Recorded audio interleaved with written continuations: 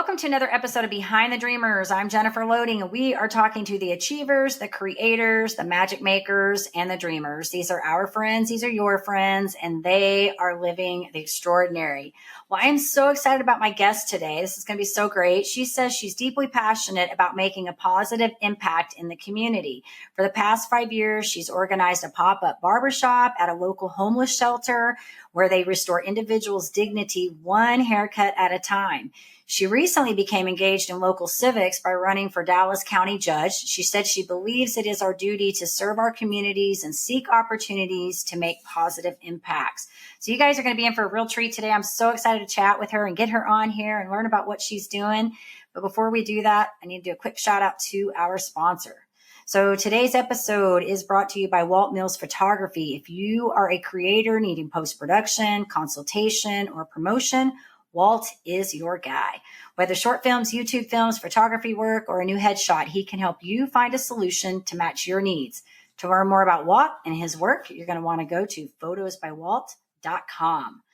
All right, I'm so excited.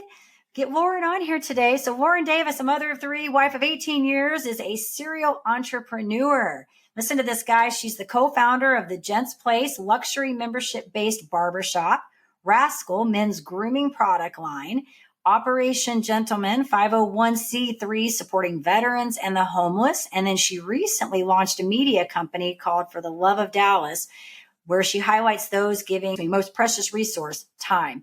So Lauren, welcome to the show. I am so thrilled to have you here today and to learn about you and what you're doing to make a difference. So welcome. Oh, thank you. Thanks so much for the opportunity and for having me. This is going to be so much fun. So you've done so many great things. And I love that it's like serial entrepreneur, right? Like so many of us have so many things going on in our world. It's like we just have all these little things that are happening. And I think it's so much fun to be able to have the opportunity to be able to do that. Yeah, it really is. And that's also why I started the show For the Love of Dallas, because I just realized as I've gotten older and it feels like I have less time, because I'm split in different directions, that time is really our most valuable resource. And also, trying to run for public office and run our nonprofit seeking donations, financial donations, and realizing like the span of people's financial success, $10 can be like someone's $100,000. And it just started to really make me think about when people give their time, that's just something that there's a definite beginning and end, 24 hours in a day. And when I've seen people just give like the vast majority of their time over, I just started to think about it differently. So it is a privilege to get to spend our time in any way. And being an entrepreneur allows me to spend it very freely, which I think is just so precious. Yeah, I would agree with you on that. And I think, from mom to mom, I think we both can recognize, the importance of that, because my kids are adults now. But, when I started in the entrepreneur space, my oldest daughter was 18 months. And so I've been very privileged to be able to have that time, right, to be with them as they were growing up. And it's so funny now because like I've always been busy, but I think like my youngest is now really realizing that like I'm doing a lot of things. And I'm like, dude, I've been doing them all along. I think you just gotten used to it. And now mom is kind of like branching out. And I'm like, this is my time to like do the things I need to do because I've been the mom and been home and had to do, put the kids first and stuff. So I agree with you that time is precious. And I think as we get older, our priorities change and how, we look at things very differently. And so I think, it's, putting the time in the right place, right? Like putting our energy where it needs to be. And that's what's great about being an entrepreneur. It is. And I mean, as an entrepreneur, you everything has a light and a dark side, and in being an entrepreneur and having to make payroll in that way and the execution that's needed, all the things. It's not like my husband just said the other day, I was like, oh, I want something like I want a house in the mountains. We don't have any second houses. I want a house in the mountains. And, some of my friends do. And he was like, if you're going to pick and choose parts of people's lives, you have to take their whole life, Lauren. And I was like, oh man, that's so true. And we thought about that for a minute, and it's just like where, with the entrepreneurial thing, yes, we have freedom of our time, but we also have the burden of the heaviness and the weight and the stress that comes with entrepreneurship. But that's literally in everything in life. And I just thought that was, so funny and very childish of me to say and him to say it, but it's like something that you constantly need to remember. Yeah. And it's good that you said that.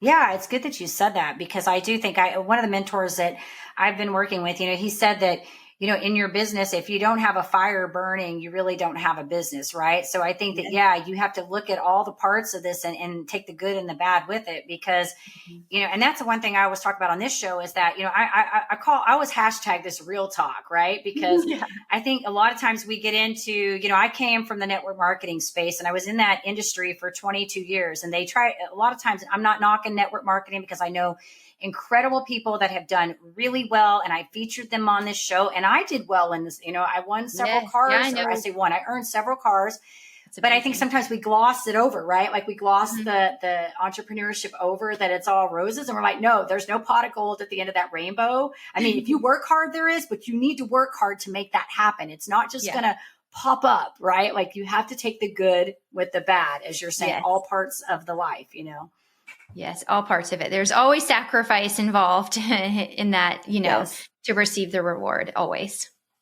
Yes.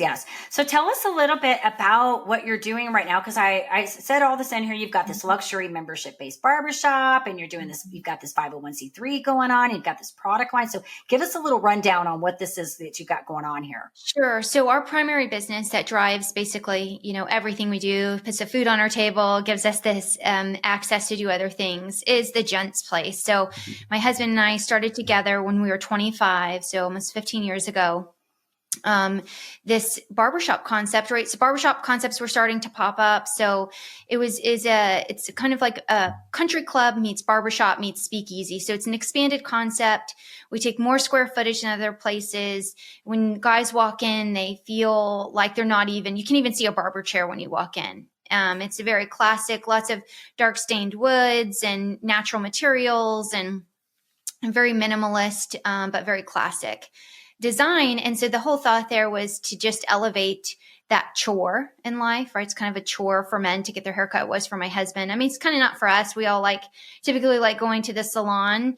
But that wasn't necessarily the case 15 years ago for men. They didn't have their own space like that. And so I just said, I want a company that I have 2 boys, and I want to build a barbershop that I would be proud to send them. And a lot of times when it's male focused, it's gimmicky, it's over sexualized. There's places that I call like Hooters for haircuts, which, to each their own. Like I get it. It's not knocking anyone's thing, but it's just not where I'd want my husband going. Or where I'd want my boys going. And so I wanted it a place that emphasized and accentuated and exaggerated the best parts of a man, the best parts of their masculinity, and helped send them out being better fathers and CEOs and heads of households and things, because we all have an influence on each other. And speaking of time again, these gentlemen are spending 30 minutes to an hour with us. It is our obligation, one, as a Christian person, to send someone out of our establishment better than when they came in. And so that's the essence and the core of that business. So what branched off of that is our nonprofit Operation Gentleman. We do a once a year suit drive. So that's coming up in September. You can bring gently used suits, men and women, into our clubs all across the country. We have, I think, 12 locations open, from Chicago to Bentonville, Arkansas, to San Antonio, Austin, Houston, Kansas City. And we take those down to Fort Hood, which is one of the largest Army bases here in Texas and in the country. And we do a whole shopping event for the Soldier Recovery Unit. And those are soldiers that are transitioning out for medical reasons out of the military, getting their first civilian jobs. So sometimes we're giving them their first civilian suits, which is very expensive and a huge help. So that's our primary. And then we do a pop-up barbershop for the last 5 years at Austin Street Center, one of the largest homeless shelters here in Dallas, Texas, which is so rewarding.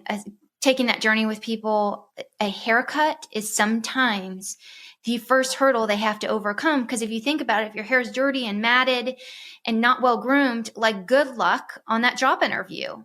Right? It's things we take for granted that we have access to, and they don't. So we provide that service there once a month. amazing. We love it. People from the whole industry. It's not just Jen's Place. People from the whole industry come. And I'm partnered with my friend Samantha. She has a project called Sincerely You Project. And she's been passionate about, highlighting the stories of the homeless since she was a teenager.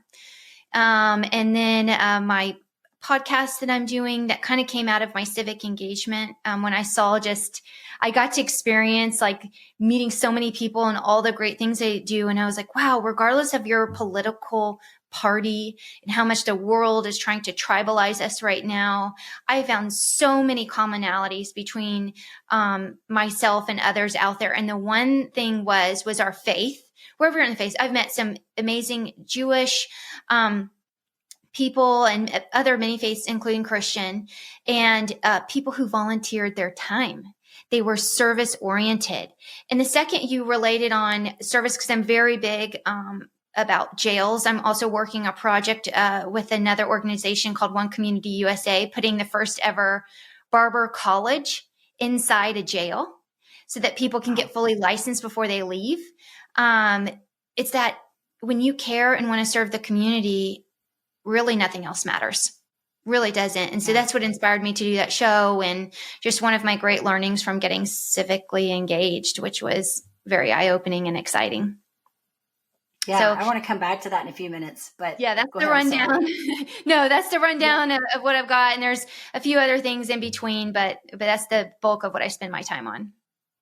I love it. I love this. And I do want to ask you, because I think this is so interesting. I love to get into the minds of entrepreneurs, especially people like you guys, because I think you're a lot, I don't like to compare people, but I say there are a lot of us that are like this, that we get this idea, sort of, we have this big umbrella of things, right? And it branches out into all these other things. And I always tell people, like mine, I'm a work-life strategist. I'm certified in life coaching, but I have, 22 years in business. So I hybrid the two. And then I have my podcast and my book, and all these things are really just extensions of kind of the big message.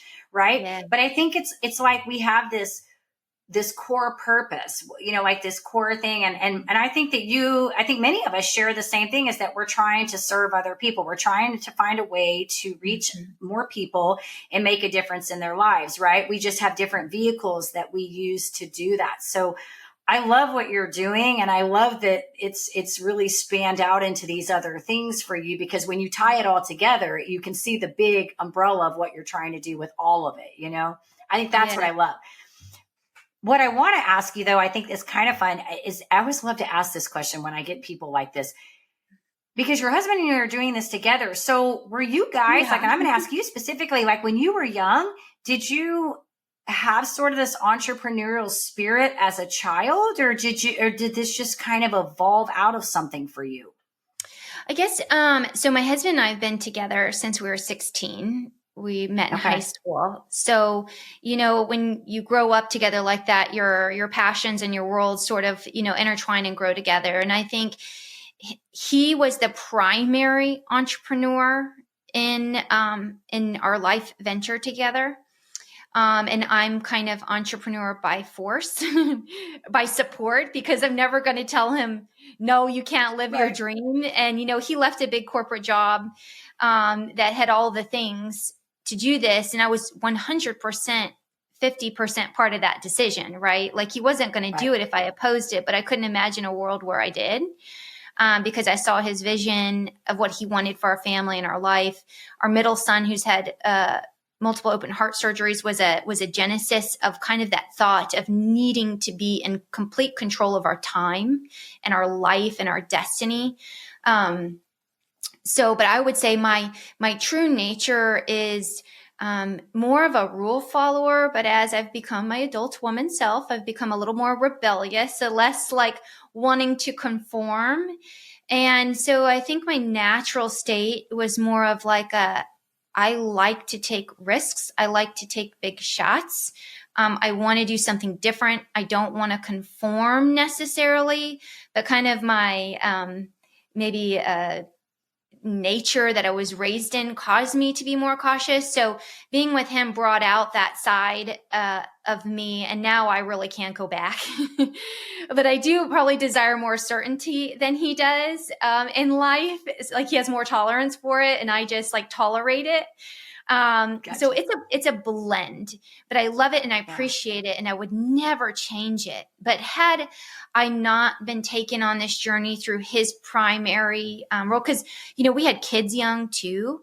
So I was primary mom when we were in the depths of entrepreneurship. So, our roles have kind of shifted and moved over time. But had I not had his influence, I probably would have been like, a, a standard great employee in a company, because I love to work hard. I have that work ethic that you need to have to be an entrepreneur, but I probably wouldn't have fully started my own thing separate from him. Yeah. So it's a fun blend and a partnership. Yeah, thanks for sharing that. I know, and I think that's great, because I think there are certain challenges that come with, couples working businesses. So I think it's great that you guys have found that, right? And I think that the important thing there is there's so much to take away from that, because I think your kids are learning incredible lessons through all of this. I mean, I always say more is caught than taught. So they're learning incredible lessons through this. But, I think also the support that you're lending, I think that, in this, because entrepreneurship's not, we've already said this, several times already. It's not an easy ride. It's a roller coaster. No. I mean, there's a lot of ups and downs, right? And I think if you are in a relationship where you have that support, oh my gosh, you can do incredible things. When the two of you are partnered up and you can go at this together, this is why you guys are having the success that you're having, is because you partnered up, even if that wasn't your natural thing. And I like how you said by force, it was by force. It worked out, and so I commend you too for that, because I think that's it's obviously serving you well. So, and it is, and roles have changed. Yes, and roles have changed over the years, and we know where our strengths and our weaknesses are, and we just try to grow at the same pace. In life, just in general, it keeps us on the same track together, and sometimes I'm stronger than he is in certain areas, and sometimes he's stronger than me, but we just work at maintaining that balance. And when we feel things getting out of balance, we just do our best to reset. We have weekly date nights. Every week we try to just constantly do our best to stay on the same page, because it is a roller coaster and you can get off track so fast and not even realize it. You kind of look behind a couple of days and you're like, oh no, how'd that happen? So it's not easy being in business together, but it's certainly worth it. Yeah. Good for you. That's awesome. Well, and speaking of, I do want to talk about the fact that you ran for judge, because you mentioned nonconformist, and I like that word because I am a nonconformist, and you were totally speaking my language. I am just like not very good at rules. If the rule is stupid, I'm not very good at that. So coming from you, I would really love just to share a little bit about kind of, what led to that and what your journey, you don't have to go into major detail, but give us just a little bit of what led you to that and how that was for you. Sure. Yeah. The high level of it is prior to COVID era. I call it, I would have considered myself, more of a conformist, more of a rule follower with a little bit of rebel in me, like minority rebel, high level of need, little in there, high level need of certainty. And when COVID happened, and we owned barbershops, so we were part of the industry that was completely shut down. That took us inside out. And so that took my, it was a journey because like I said, I'm a rule follower. So I did all the things. We shut our businesses down. We did all the things. And when I started to just really peel back the layers of what I saw and my experience happening and how it felt to have the government in my life in such a heavy way, it just caused me it brought out in me the rebel and the nonconformist. And so in that parlayed into wanting to run for a county judge, because one of the primary issues was medical freedom. My son has to access life-saving surgery, intervention through medical means for the rest of his life. So I am so invested in trusting our medical community. I can't not trust it. Like that puts me at a level of uncertainty in my life that I cannot handle. So I'm an action-oriented person. That's another part of why our entrepreneurial partnership matches, because I take action. I don't just sit and complain. And so I said, well, then I'll do something about it. I don't like how the county judge in Texas is county executive, right? It has nothing to do really with judge. We're not in a court or anything like that. So it's a county executive, and they have the emergency management powers locally. And so when I saw that being kind of used indiscriminately and picking and choosing and the way it was handled, I just said, I won't stand for it. And so I barely was a voter at that time. Like, I was not engaged, and that just like, put me in. I had never voted in a primary before. I'd never put a political sign out. I was so apolitical, nauseating. It was like, someone had asked me, whatever, who's my local congressperson? I'd be like, what's that? I mean, I'm part of that generation. Just did not know. And I felt just so compelled to be part of the process and do something. And I just went big. It just all sort of fit these weird extremes in my personality. And I just thought, why not? And once you've gone on this entrepreneurial journey, you realize it's not one big action. It's a series of small actions, and you just figure it out. And so we've done that so many times. It didn't feel too crazy. It looked crazy from the outside, but for me, it was a natural progression, a natural step. And so I did it, and it was eye-opening. It was brutal. People hated me, and people love me. It gave you just the extremes that life has to offer, and you can't get attached to any one of them. And then you also realize how big of a show all of it really is. It's such a show. It's so much theater on both sides. It, like, what we think we know is things people would say about me, things they attack our business. You're like, you just made that up. And there are people in this world who are just willing to make it up. And it's bizarre, but it's such a growing experience. I wouldn't take it back. I mean, the public speaking was awesome. The meeting people was awesome. The standing up for something I believed in was awesome. Facing fears was like out of this world. I mean, I was not a public speaker before, and then I'm getting in front of thousands of people. It was just so ridiculous. At times I'm like, I look at my husband, I'm like, what am I doing? What did I get myself into? Once you're in it, you just got to get through it. So it was cool. I lost. I won the primary, which is cool. That was super cool. And then I lost the general, but there's no losing when you take chances. So I loved it. Yeah. Yeah. Well, and I'm listening to you, and while you were doing this, I always joke about this because there's these moments in my show where somebody will tell me something. I sort of get the chills because I'm like envisioning this and I can hear your passion, coming through. And I think, like when there were a lot of things that happened during COVID that pulled a lot of us out of being apolitical, right? Like I myself didn't do what you did, obviously. And I applaud you and commend you and bravery for that, but there was so much stuff that happened during that time that it made a lot of us come out and get aware of what was going on. Right. And I obviously didn't know you then, and I didn't know about, you having the barbershop and stuff. I did follow, Shelley Luther's stuff. I followed her. I actually got to meet her. It was funny because I went to go do a podcast on Shemaine Nugent's podcast, and she happened to show up the same day. So I got to meet both of them on the same day and followed her journey. But there was a lot that happened that really pulled us out. And so I love that you said, you weren't a public speaker and you sort of got thrown in this. And I think, when we take situations like this and pull this into the entrepreneur space, I think a lot of times there's really no preparation for all of this stuff, right? Like you get passionate about something, you do it, and you learn as you go. And when we sit and try to prep everything out, we're not necessarily, yes, there is a certain amount of preparation that we have to do, but sometimes we just have to be open to say that these things are going to come in and we're going to grow through this stuff that we're going through. You know what I mean? Yes, 100%. There's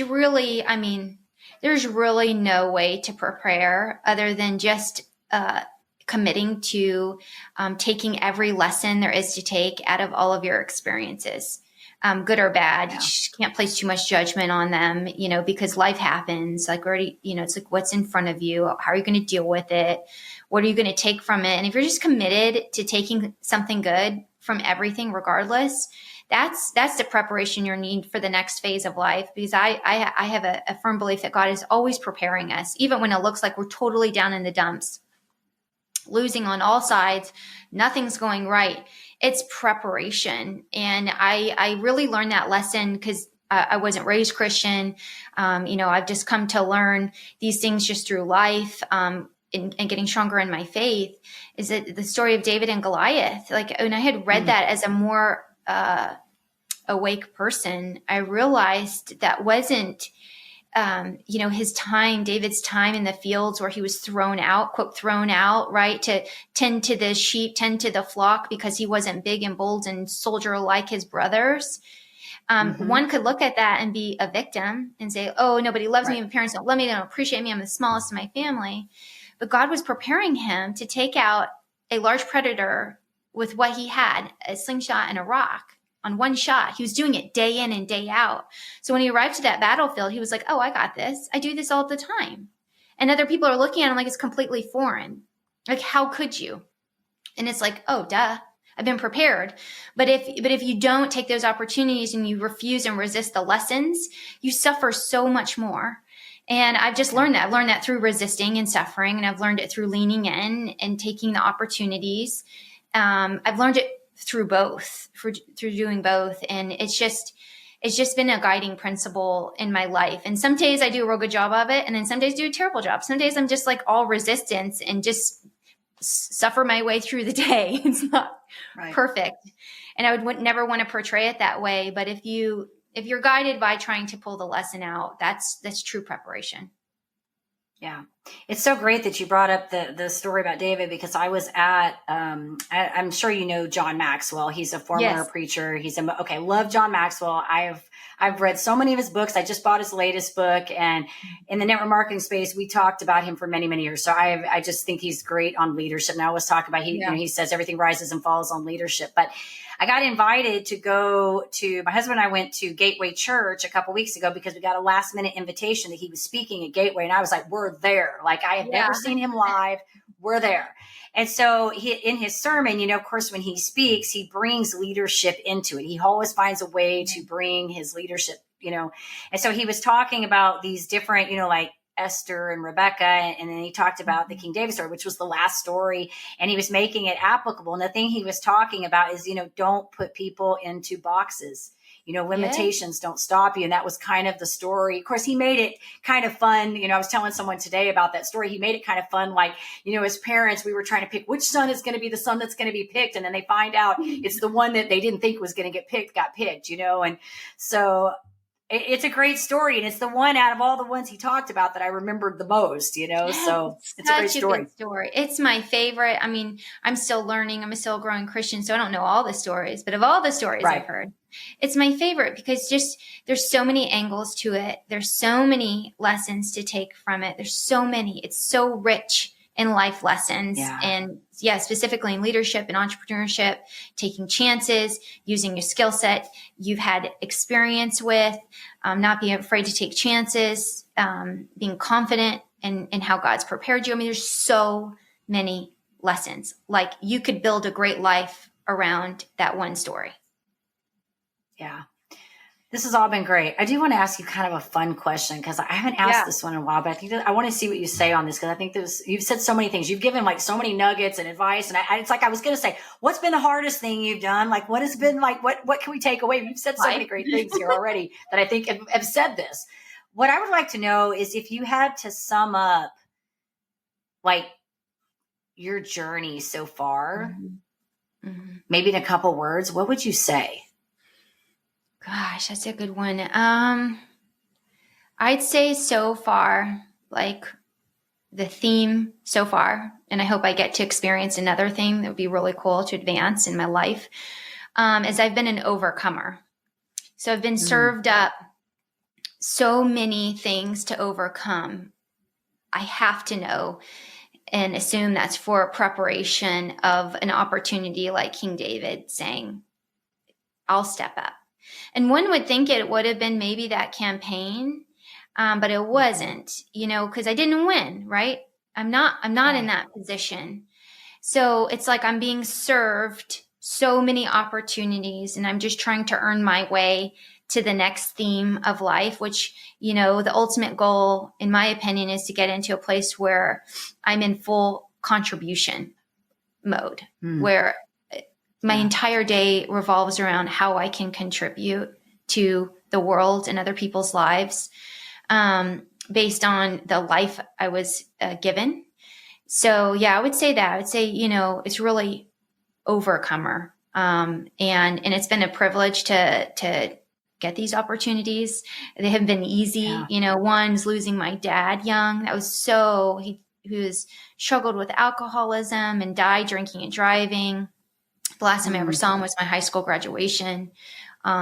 He was just, he showed me love and pain combined. The person I love the most is the little girl, and her daddy also caused me some of the most pain I've felt in life. So learning to deal with that. But I was just talking to someone in a meeting before now, and I realized what that's done in my homeless work, and then getting to be in the public light, is that I learned, like, I love the depths of humanity. I love the range that we can experience, as I've learned that your ability to experience sadness is directly correlated to your ability to experience happiness. And we cannot numb our way through life. We have to be willing to ride the full ride, not pick and choose everything. You have to be willing to go really low with yourself and with other people so that you can go really high.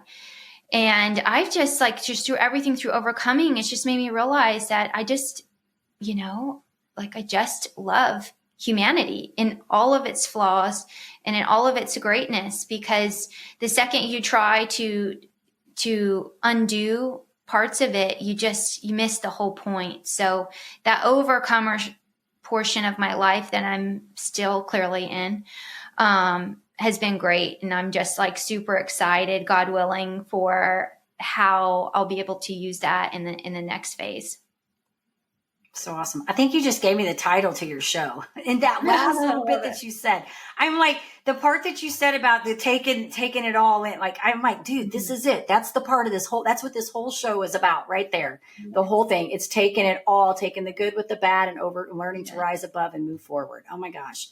I'm like, sometimes I do these shows, and it's so funny because I go through and I'll be like, I put them through the AI, and I'm like, okay, we got to get the theme of this. I'm trying to pull the message, of the whole show. Yeah. And I'm like, you just nailed it for me today. You just did my work for me today. So thank you. Contribution. Awesome. Maybe I'm already moving in the right direction. Exactly. All right, Laura, well, this has been great. So if maybe our audience wants to get in touch with you, they want to find out what's going on, with your organization, your work, maybe got somebody who wants to get into that shop or whatever, where would you like us to send them? Yes. So thejensplace.com is our business. I would love to have as many awesome men come in so we can make an impact and a difference in your life. I'm on social media for the Love of Dallas. My episodes are under all social media for the Love of Dallas. Okay. If you're more interested in my political side, you can find me on Twitter. It's where most of my political life lives. That's @MomsLoveFreedom. So you might agree with me. Okay. You might not. But if you're interested in the politics side, that's where it's at. But I've found when you're a principled person and just want the best for people respect that regardless. I love debate, and I love to agree to disagree. Again, the span of humanity that involves people I don't agree with on certain things, but we live in America, and I love it. Awesome. Well, Lauren, thank you for all that you're doing. You're amazing. And I hope everything goes well with your son. I know you got a lot going on with that, and just keep doing for all the thing, praying people listening. Yes, my son's facing his 4th open heart surgery, August 24th. So, all of the praying people out there, I appreciate the thoughts and prayers, because they make a difference. They really do. You can feel it. Absolutely. Absolutely. Well, I want to, like I said, commend you for everything that you're doing, and love your energy and your passion, and how you're making a difference in the community. So thank you for all of that. And like I said, keep doing your thing. You can count on it. And I appreciate you giving me the opportunity to, share, because, we advance in life by sharing our stories. I agree. And to our audience, of course, if you enjoy the show, please be sure you check us out on Apple, give us a rating over there, hit the subscribe button on YouTube. And as I always say, in order to live the extraordinary, you must start. And every start begins with a decision. You guys take care, be safe, and be kind to one another. We will see you next time.